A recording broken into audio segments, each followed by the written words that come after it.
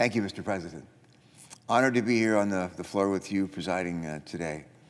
I rise this afternoon to share my gratitude, and I know I speak for our presiding officer and every member of this body, all 100 of us, to share our gratitude for those who helped ensure the passage of the Fire Grants and Safety Act through the Senate today, but really in the weeks leading up to today. As we all know, a bunch of us as kids, probably like my sister and me, we wanted to go up and be firefighters.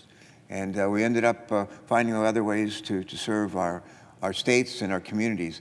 But in the beginning, we wanted to be firefighters. And I might add that our two sons who are now grown and off into the world, they wanted to be firefighters. Those were the role models that they emulated and wanted to be more like.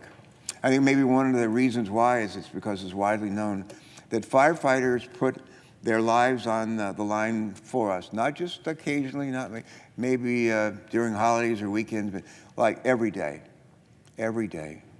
And today we honor them by passing this legislation and sending it to our colleagues in the House of Representatives. I think the final vote, if I noticed it, Mr. President, was, I believe, was 98-2. It's not every day we pass a bill with 98 votes. That means like just about every Democrat and about every Republican in this body voted for it. And I know I hear a lot from people, not just in Delaware, but in other states that I visit. People say, why don't you just work together? Why can't you guys and gals just work together and get something done? And I would present this as just a great example of what we can accomplish when we do work together.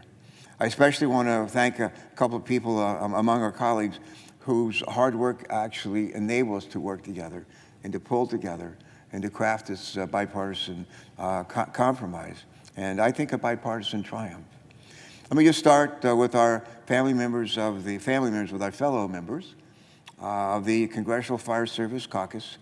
And the co-leads on this bill, they include Senator Gary Peters, Senator Lisa Murkowski, Senator Susan Collins, and last time I checked, yours truly as well.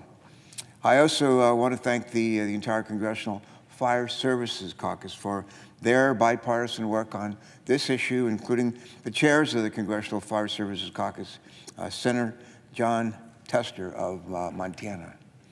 There are also many organizations who helped us better understand the needs of our firefighters, and I want to thank them too. Let me just mention them briefly, if I may.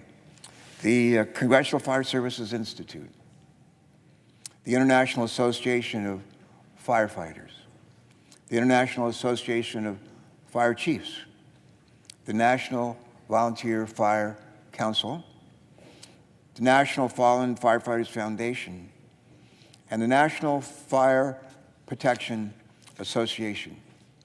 I don't think it's an exaggeration to say that we could never have done this without their hard work and their encouragement, even today,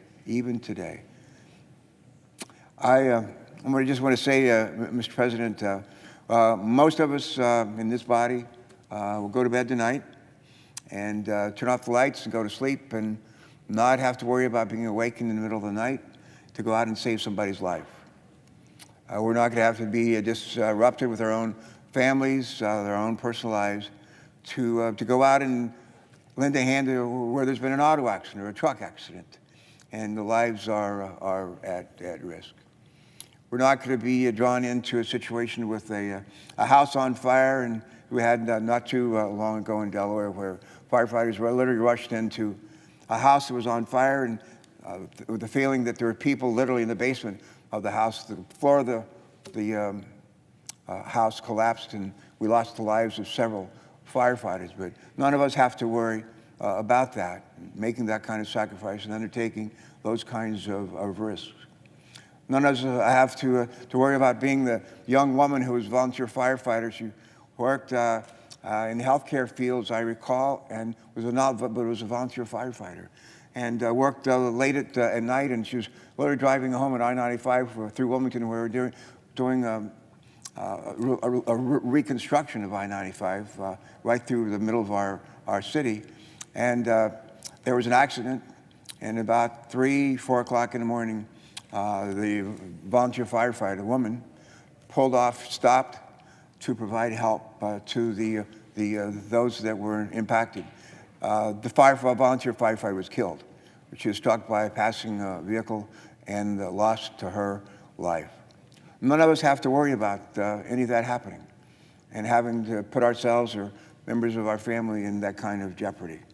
And the reason why is because there are literally thousands, tens of thousands of people from all corners of this country, all different sizes and colors, men, women, young and old, who understand that we all have an obligation to serve and to look out for other people, even when it puts us in danger and at risk for our own lives.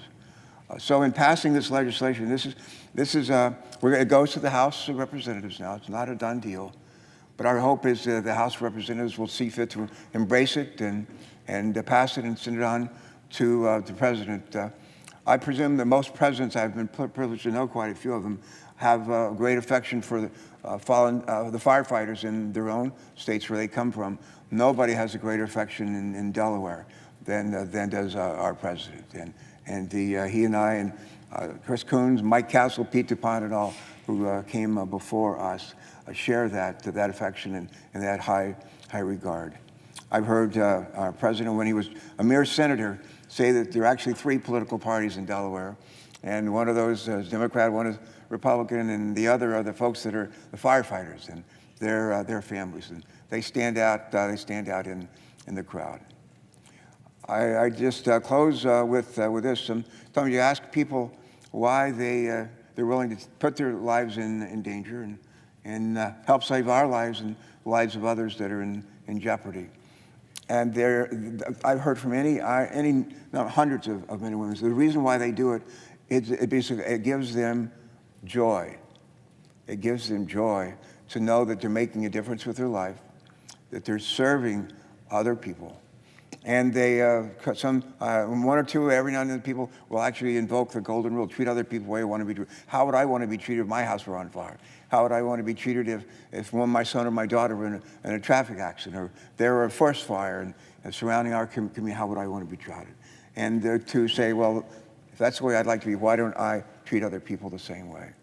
And so with that, Mr. President, I think it's been a good week, and we're ending here on a very high note. I want to thank you for all of your work, good work. It's been a pleasure working with you this week and every week, and look forward to, as a neighbor of right across the Delaware River, looking forward to many happy trails in the days to come.